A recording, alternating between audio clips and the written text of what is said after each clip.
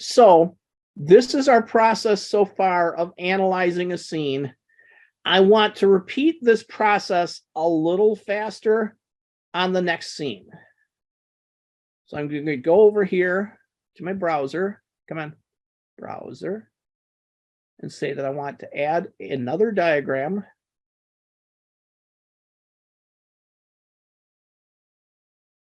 Which I will call scene 2. Actually, I'll call this one the unexpected party.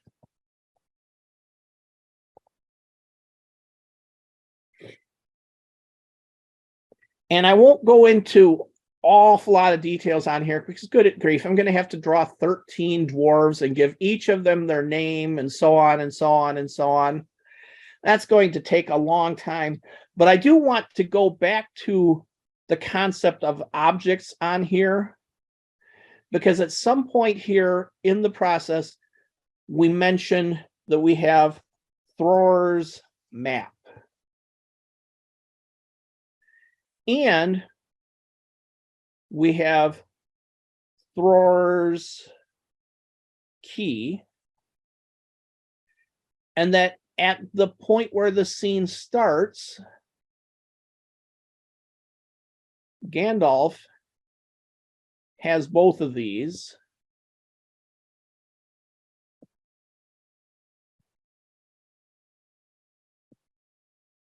And eventually,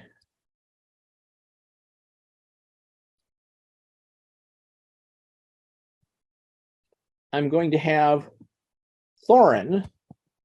And yes, Thorin has to be turned into dwarf as a class and Thorin as an instance. And Thorin ends up with these.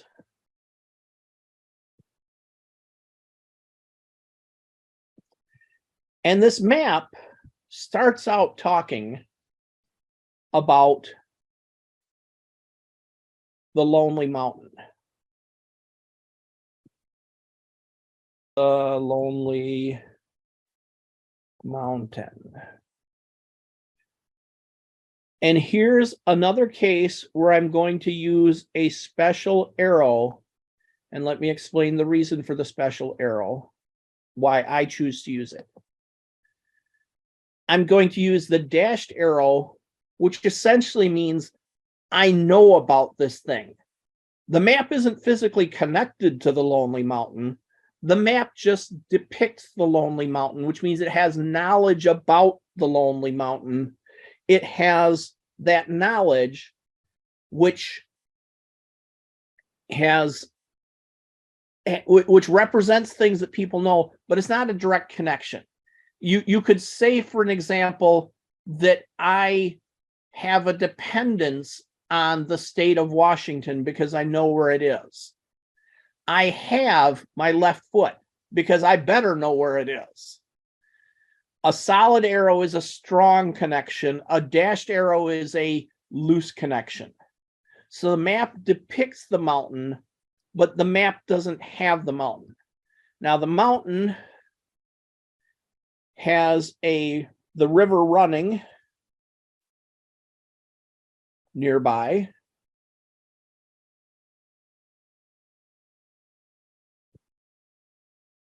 Which comes out the front gate. Kind of cool how the river comes out from the underground that way. And the river running eventually runs into Long Lake.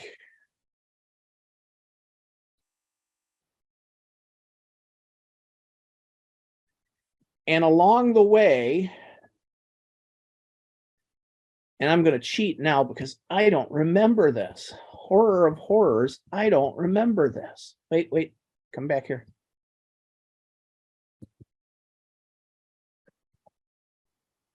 Does it tell us where Dale is? Yes. Dale is alongside the river near the mountain. Somehow I had it pictured farther down the river. So there is Dale.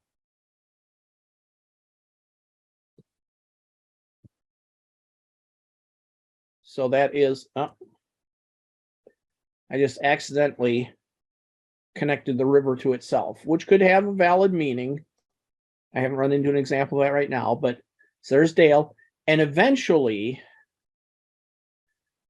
we will find many, many, many chapters later, we will find Lake Town, but on the map, at least, it's called Esgaroth, which was, I'm imagining, since of course I've never read this book, is on the side of the lake, whereas Lake Town will be actually built onto the lake. So they're not quite the same thing, but they're very close related. So along the way, what I'm starting to build here from that map is what I call in my book an abstract map. Because I got to tell you, I don't know about you, but this is when I fell in love with this book. I had my brother's borrowed from the library copy of The Hobbit, the old big green hardback edition, and I was stuck in his back seat of his car while he was in visiting with his girlfriend and her mother, and I had nothing to do, and I didn't have my books with me, so I pick up this book that was on the floor of his car. How he could do that, I don't know. And I open it up, and this map folds out, and that was it. I was in love. I love maps. This map folds out. I love maps. I really do. But when you're trying to model something, a map is a model. I mean, it is the definition of a model, a representation of something else so you can look at it and study it. But man, I could spend hours and hours and hours and not even get close to this level of detail on a map, much less more. So an abstract map is just the names that represent the places and the paths between them. And I can even do things like open them up and say, I'm going to have a great hall inside here. Okay. Some properties here. You don't need to see all of that diagram. Don't show namespaces. What that was telling me was that, oh, come on. It shouldn't have to tell me that it's in the Great Lonely Mountain. I'm fighting with the tool now when I should be teaching you. So I'll fix that later. But has a great hall and it has a mine.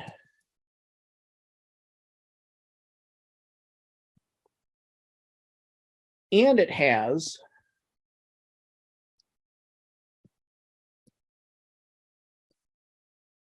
the back stair.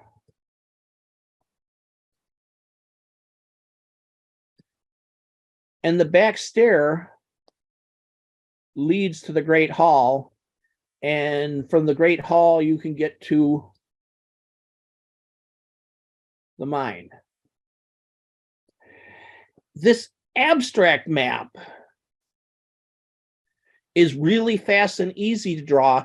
And you can start doing things like saying, you know, from the front gate, the river running comes out, and maybe say that Dale is 15 miles down the road. And Long Lake is 50 miles down the road. I don't remember these distances at all. Pretend I know what I'm talking about. You can start doing things like putting distances and travel times on the connections on your abstract map. So that all of a sudden, if I want to say, okay, Bilbo is running out the front gate to Long Lake, how long is it going to take him on his little hobbit legs?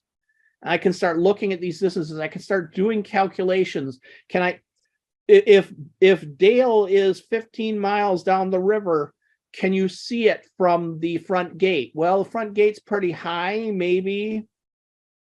So by creating this abstract map, you can start asking questions about things without having to go into this sort of loving detail, because man, I love maps.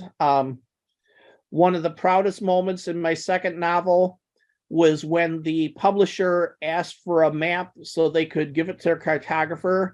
So the map of Maxwell's, or not my second novel, my third novel. a map of Maxwell City on Mars. And first of all, I'm a pantser. I kind of never drew the map. I built it in my head as I was writing the story. So I had to say, yeah, I'll get you one. But second of all, I used Campaign Cartographer 2, which is a map making tool originally designed for role-playing games, and built my map. And when it was done and I handed it to them, they said, oh, we don't need a cartographer. We're going to go with these. So I got to have my maps printed in my book. I also saved them the cost of a cartographer, so maybe that was part of their calculation. But my maps were good enough for professional publication. So you only think I'm a programmer and a writer. I'm actually a cartographer.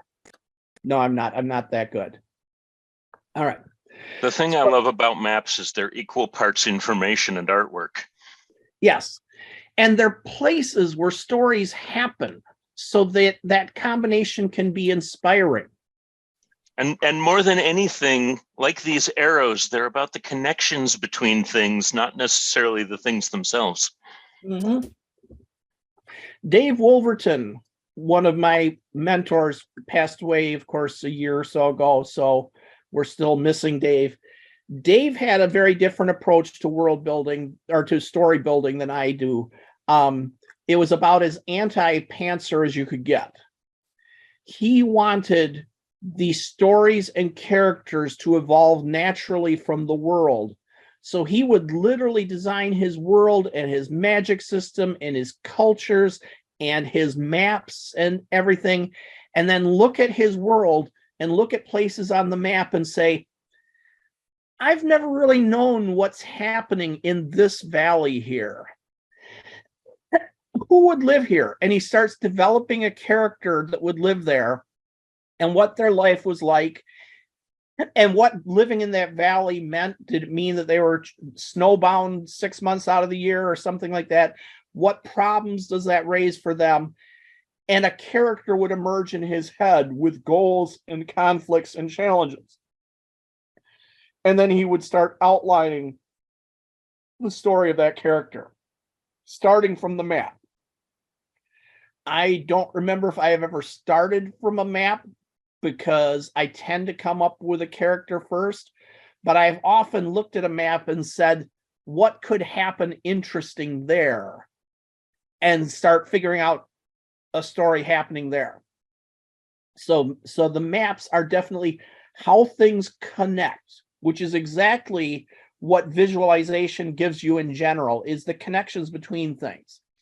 When I talked about modeling a customer's story for them, what I would do is, after I've drawn a pretty good analytical map of their story as they wrote it, and in one case it's been successfully published, so it was a good story that he was proud of, but he wanted to take it bigger into a novel. And he said, do you have suggestions on how I might go with this? And so to understand his story deeply, because he understood it deeply because it came out of his head. I don't understand it as deeply. I need to put it in my head. So I drew the pictures and then started looking at them saying, what questions does this picture raise for me? Are there connections I'm not seeing? Are there elements I'm not seeing? And I proceeded to give him a list of 20 questions raised by, in that case example, there were 5 different diagrams I drew of scenes in his story. And I said, okay, here are 20 things that I think are worth exploring in this because they intrigue me.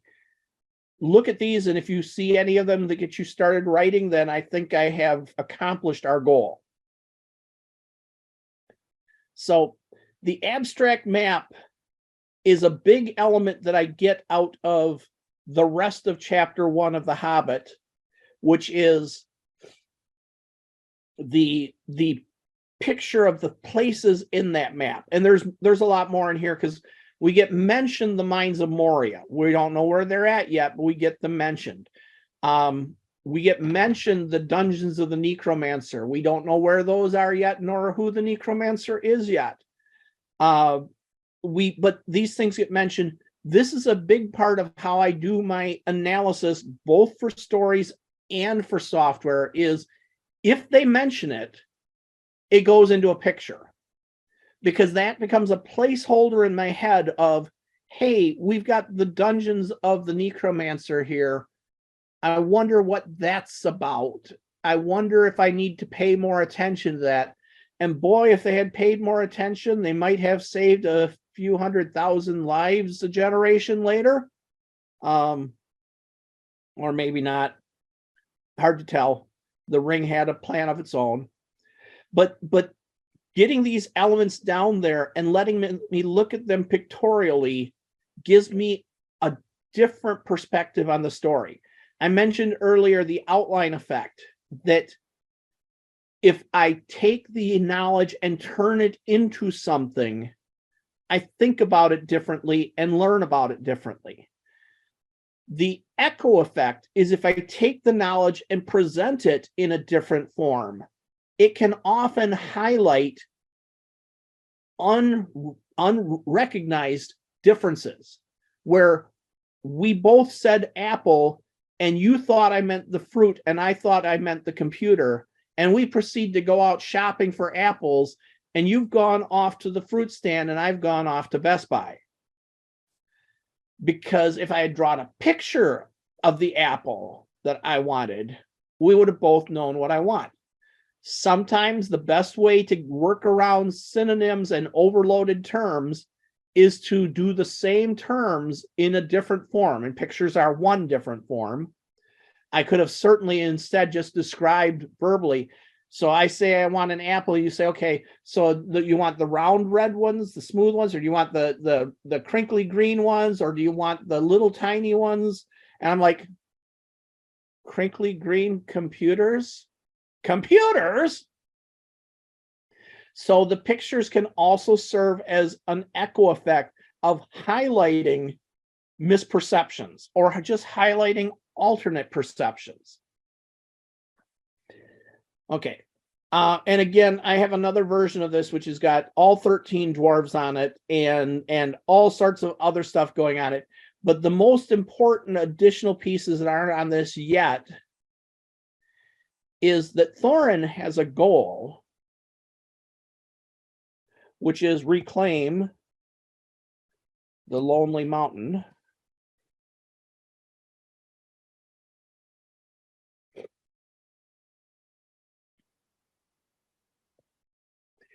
And that goal has a motivation behind it, which is the entire story. Lonely Mountain. Because it's a lot bigger than his goal.